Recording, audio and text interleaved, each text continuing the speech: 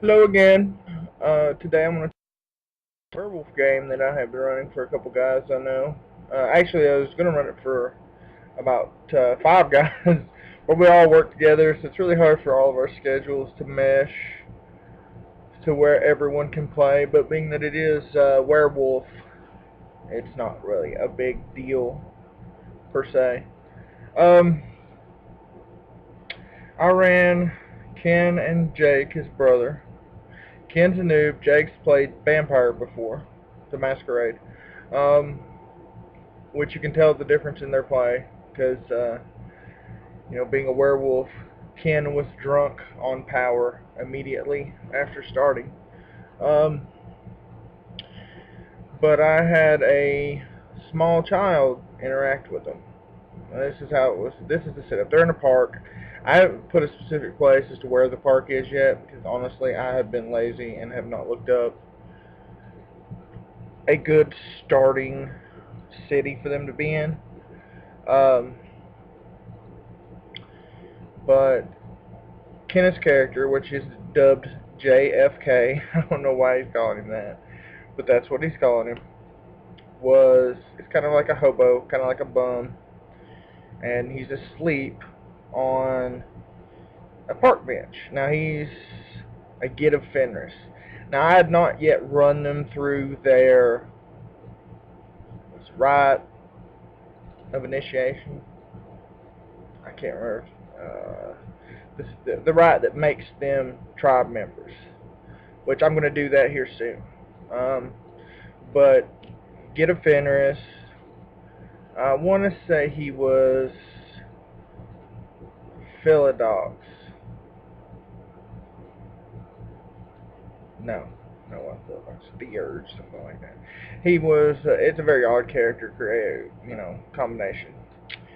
But he's asleep on a park bench, kind of like he's a bum, and a small boy, starts, putting, Mister, Mister, save me, and he's like, eventually he just with a bum sleeping on a park bench. He's like, oh, leave me alone, kid, I'm sleeping. And he rolled over and he kind of ignored the kid. The kid kept pleading.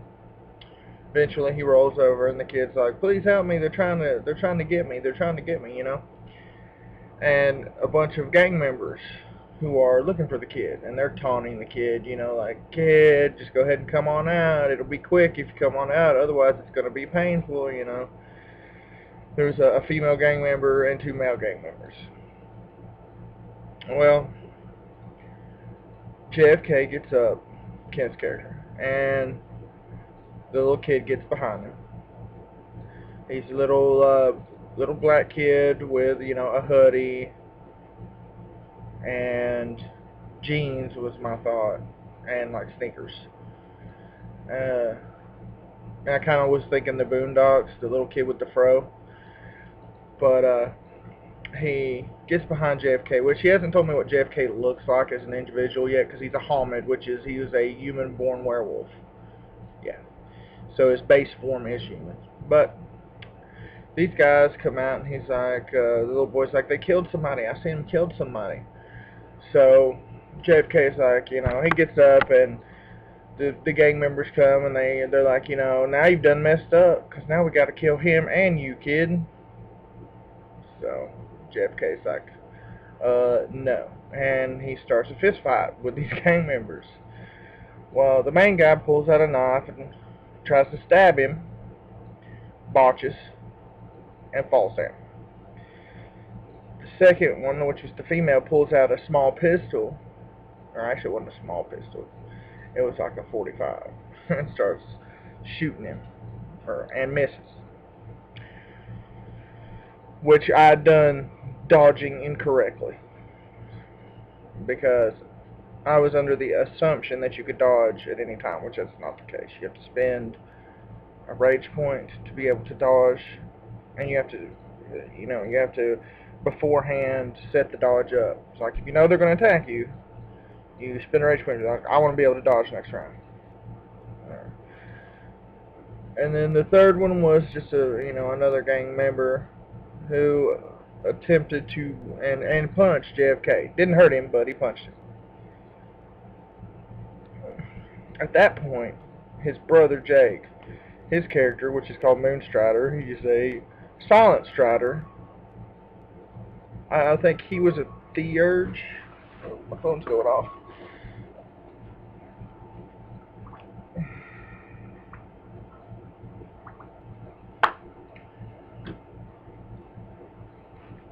Watching from the bushes in wolf form, runs out and attacks the woman with the gun. Kills her outright. From behind, difficulty, I dropped the difficulty to like 6 to hit her, and he got like 5 successes.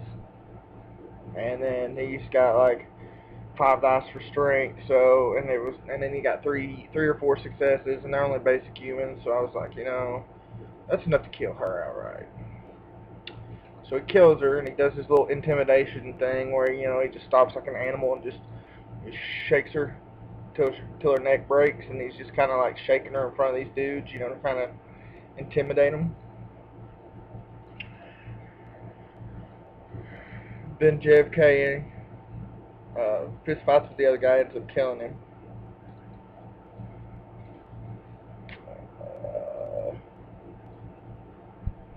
They intimidate the last guy that fell down into telling them where their boss was, which was the guy that originally sent them after the kid,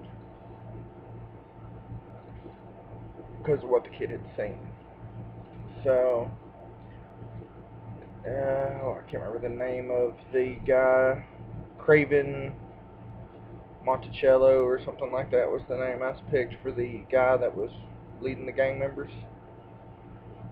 They take him back. They take the 2 guys. Well, the first thing they do is they take the kid to like a soup kitchen. They leave him there. They go and they travel to the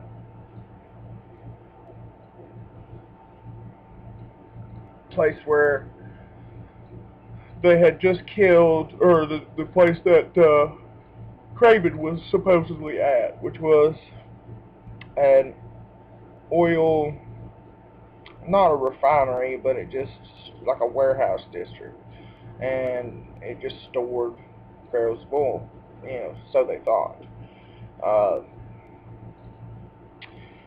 Initially, Moonstrider tried to check to see if there were any guards, but in his brashness, impulsiveness, JFK changed into a werebeast, Kronos, ripped the fence open and ran to the front door of the building, and essentially had a fit with it because he couldn't get through it because it was keypad locked, heavy duty door.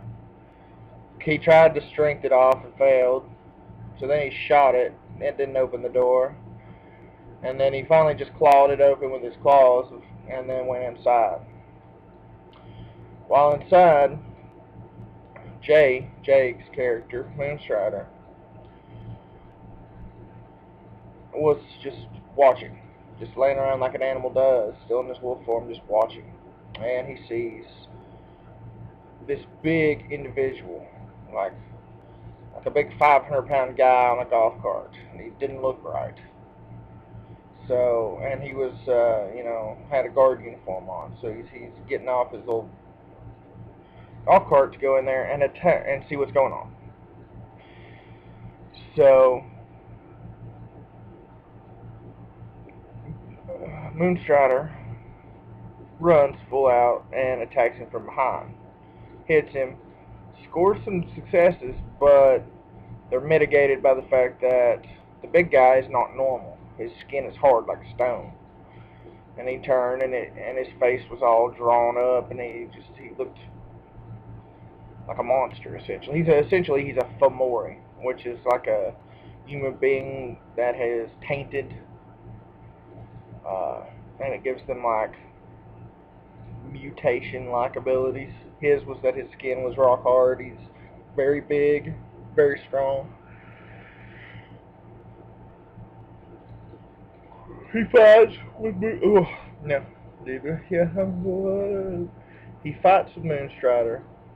Eventually, Moonstrider goes to Kronos and whoops his ass after getting shot at and nearly billy clubbed, and he eventually wins. While this is going on, JFK has gone into the building, and he's looking at these oil canisters, and he opens one up. At first, his first thought is to just start making a ruckus. So he punctures a hole in one of them and looks inside, and it's not oil like it states, but it's like pollutants, toxic waste disposal in cans marked for crude, which gives them an idea that this place is kind of a front. But at this point, they're both in Kronos, which is man-beast form. You know, he looks around for a while. They don't find anything specific, and then there's like a little office. So he goes up to the office, and goes into the office. There's this big monster, and there's a man standing there. And the man does not freak out. So first thing you know is whenever a man or a person sees anyone in monster form, there's a thing called the delirium, which is like your mind can't deal with what it's seen, so it compensates in some way. It makes up something, it ignores it, whatever. It just, your mind can't handle it, so it deals with it.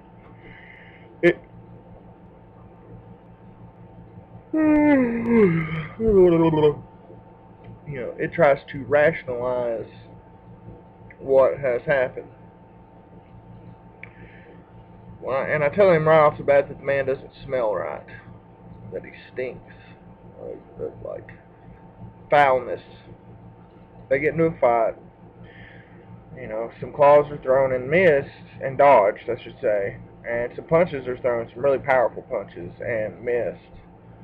Eventually, Werewolf kills the man, which the man was, I wasn't sure what he was specifically. I just wanted him to be strong enough to give him a few turns of a fight, to give him a feel. They eventually find some papers, some like cooked books, and some documents for deliveries to places that wouldn't get oil, like a church. And the man that signed for it was a Father Garcia, and you already know that the stuff is toxic waste. So toxic waste is going to a church. That doesn't make any sense. And this is where it gets a little ridiculous. They never shift back into human form. Well, they do eventually, but not immediately. So they go out and they take all the man's stuff, and they steal his car, which is a BMW. Well, what they do is they rip the top off of it. Now, keep in mind, they have not heard the litany. They've read the books a little, They've got a feel for what the game is, but they don't know all the role play aspects of it. So I'm trying to teach them as we go and learn myself. I've never run a werewolf game or played any World of Darkness. Had the books a time or two, but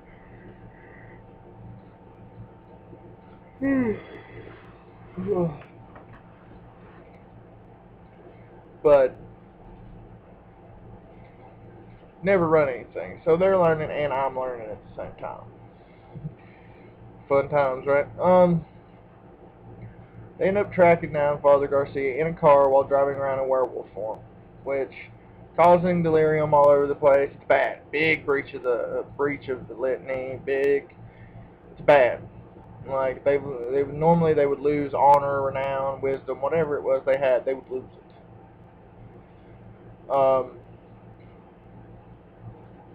Stop at a gas station and cause a ruckus, not really knowing what they're doing, and eventually they make it to the church, where they encounter Father Garcia.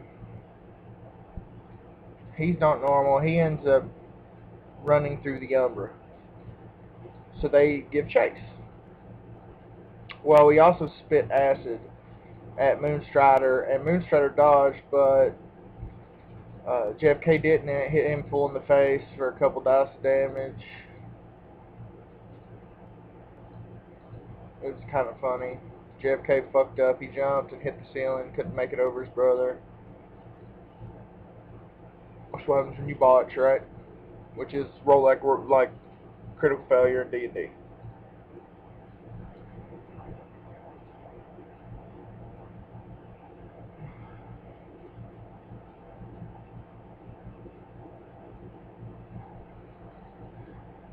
They attempt to follow him into the Umber. Moonstrider gets stuck. So he sits there, stuck in the Umber, seeing visions of Father Garcia torturing people and pouring said toxic chemicals into the people. Eventually, time passes. He gets out. So does JFK moves to the Umber. He frenzies alone in the building because he's just getting, confused and frustrated. Destroys the church that he's in. Finally passes through the Umber. Meanwhile, Moonstrider has already passed through, interacted with a pain spirit, paid it chimage, I think that's the word, where the pain spirit would give him information, but it gave him information only if it could give him pain that he could feed off of. So he like cut his arm and fed the pain spirit. Pain spirit told him where the father of the priest was, Father Garcia. So he gave chase.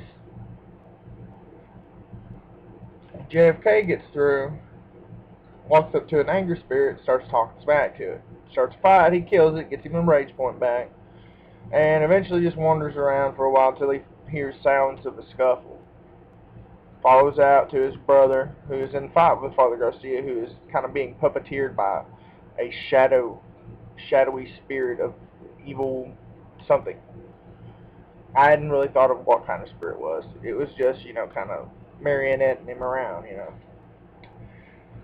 They fought for a while and ended up killing the spirit and freeing Father Garcia. Of course, in its dying breath, it states, you're going to die. All you werewolves are going to die. The Gru, which is werewolves, are fucked, essentially. And, I give them some willpower and some rage back for saving Garcia without killing him. And they know that the monsters, or the spirits, the demons, all that shit is after the boy. And that's where I ended the first little game. They liked it. Of course, it's not as much role-playing as I would have liked, which I'm writing out their rites of initiation, essentially. JFK is going to be a Get of Fenris, which is kind of your Northern European werewolves, whereas Moonstrider is going to be a Silent Strider, which is kind of like your gypsy-ish stock, wanderer type people. But hopefully we'll get the game today after work. I'm not sure what everybody's doing, but I got to run the one-on-ones with everybody. But we'll see how it goes. Thank you. Thank you.